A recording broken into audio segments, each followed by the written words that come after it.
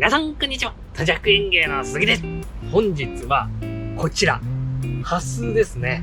水面からこう葉っぱや花がビャーッと上の方まで上がってきて、パーッと花がね綺麗なのが咲いたりするっていう、水辺で育つハスです。睡蓮じゃないですよ、ハスをじゃーん、ハスの種を用意しました。こちらね、ハスなんですけど、花が咲いた後に、こういうね、蜂巣であったりとか連台とか呼ばれるこのね、ここの部分に種ができるんですけど、結構大きめの種ができます。この種なんですが、乾燥すると非常に硬くてですね、そのままではなかなか発芽しないので、花皮に傷をつけてあげて水につけておくと芽が出てくっていうやつなんです。はい。結構ね、発芽率が高いので、とりあえず今回はこのね、2粒だけをですね、発芽させて、これから育ててみようかなと思っております。こちらなんですけど、品種はですね、こちらが、小米比蓮。こちらが小東光というね、どちらも名前に小というね、字がつく、小型の品種の種です。ただね、ハスの場合ってね、いろんな品種を同じ場所で育ててますので、ここね、交雑してる可能性が高いので、全く同じ品種がね、出てくるとは限りませんので、ちょっとね、他の大きなね、品種と一緒だったりするかもしれないですが、今回はこちらを、発芽させてみたいと思っております。それでは、こちらです。それでは、紙やすりを使って傷をつけていきたいと思います。こういうね、下がね、硬いところに紙やすりを置いて削っていきます。一般的には、このね、見えるかな、この出っ張りじゃないこっちのね、このくぼみのある方を削るとよく言われております。ただ、鈴木はいつも適当に削っております。はい。今回もここでもいいやっていうところで側面を削っちゃいましょうかね。はい。非常に硬いので、ここでね、削りきれないと言って、断念する人も中にはいます。はい。このね、白いのが見えましたか？はい。ここまでね、削りたいと思います。でこれを片一方の方に入れますね。これを一つ目、もう一個削らなきゃいけないですね。じゃあこっちはね、くぼみのある方をちゃんとセオリー通り削ってみましょうか。とりあえず白いところまでは見えてませんが、なんかくぼみが見えたので、これで十分水は入ると思います。ただね、これがね、すごくちっちゃいので、ちゃんと発芽するかどうか心配なんですよね。はい。とりあえず、これ2つを水入れてですね、はい。発芽ちゃんとしてくれるか、これから経過を見守りたいと思います。それではこのように水を入れて、経過を見守りたいと思います。置き場所は日陰でも別に発芽するまでの間だったら大丈夫ですけど、発芽後はあんまり暗くない方がいいです。あとは水温ね、できるだけ高い方がいいので、直射日光を当てて熱くなりすぎないようにだけ気をつけていただいた方がいいんですけど、とにかく水温が高い方が早く発芽して成長しますので、お試しください。種を削りまして、約ですね、もう4日後にはもうこのように芽が出てきておりまして、さらに、7日後に、ここまで伸びてきました。その間ですね、途中結構もやもやっとしたゼリー状というんですかね、こうものが種の付近であったりとかついたりするんですけど、何度か水替えをして、でちょっとあんまりひどくついてるやつは手でちょっと取ったりとかしながらですね、行きまして、6月3日にさせてもらったやつが、今日がですね、19日です。約2週間経ちまして、今現在の姿がこちらです。じゃーん、これです。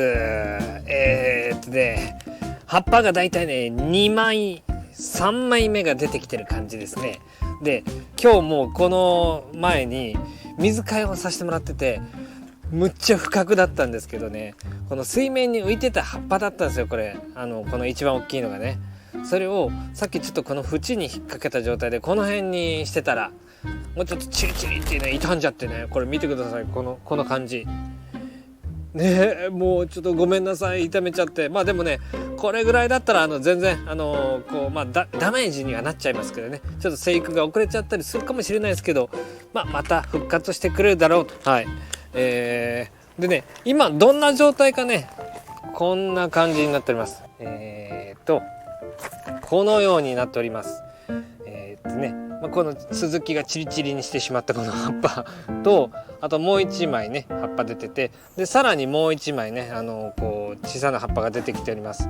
でこのように根っこがもうねだいぶこう発根始まっていまして、ここの部分見てください。ここ、はい、成長点がもうね出てきてるんですよ。ここのね新芽、根っこじゃなくてここの部分が成長点です。はい、これが、重要です。これがね出てくると、もう地面の上に置いとけば土の中に自分で潜ってってくれますのでね、はい、こっち側も確認しておきましょう。どんな感じかね。よいしょ。ここでポキッてやったら笑っちゃいますよね。笑えないか。はい、これがスズキが傷めちゃった葉っぱですね。はい、この白い部分が乾燥して傷んでます。でここの、葉っぱね、こっちなんかちょっと調子悪気味でね、これが一番最初に出てきてた葉っぱなんですけど、先がもう早々に溶けちゃってます。はい、でもその後ねだんだんじわじわと育ってきてまして、これも葉っぱかな。これも葉っぱかもしれないです。でこれが成長点だと思いますね。これが新たなる成長点です。はい、でこれをここまで来たのでね、はい、今日は植え付けに入りたいと思っております。はい、それで早速植え付けたいんですが、今回は土着園芸でいつもね販売させてもらってるこの田んぼの土、ハスの生育が良くなる田んぼの土をご用意させてもらいました。